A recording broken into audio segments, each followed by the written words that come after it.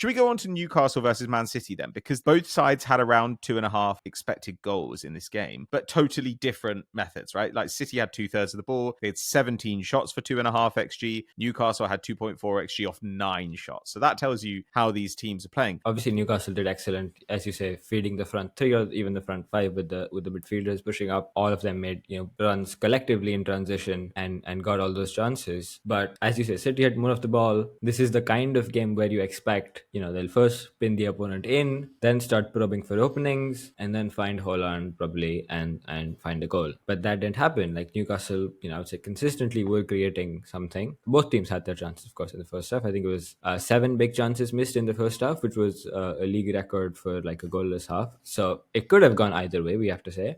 City, it's not just the rest defense, right? It's also over reliance on Haaland, which is pretty insane. Like I mean, this is not updated from the weekend, but it was pretty close. As of last week, he had 60% of City's NPXG all went to Haaland, because 35%, exactly 35.54%, is the highest we've ever had in a Big Five league for a title-winning team. It was basically in this game for Newcastle defensively was locked down Haaland. Foden did get a couple of chances, to be fair, and apart from that, like City against, like especially after going a goal down, obviously they immediately scored, but then at 2-1 as well, they didn't really show much against a low block. Like they didn't really kind of pummel through it. I don't think they created enough. Didn't have enough shots, I would say, in the end from different players. And that's kind of the issue, right? It's not just that Haaland is taking all these shots or getting all these chances, which is still fair because he's a really good striker and you want to give him as many chances as possible. But it's that they're so reliant on him for everything. So even if you think about like Foden's kind of goal scoring, he often gets shots from the edge of the box or just outside. That's often because Haaland's in the box, attracting a few defenders, that Foden gets that free shot. But if you can take Haaland out of, like, if,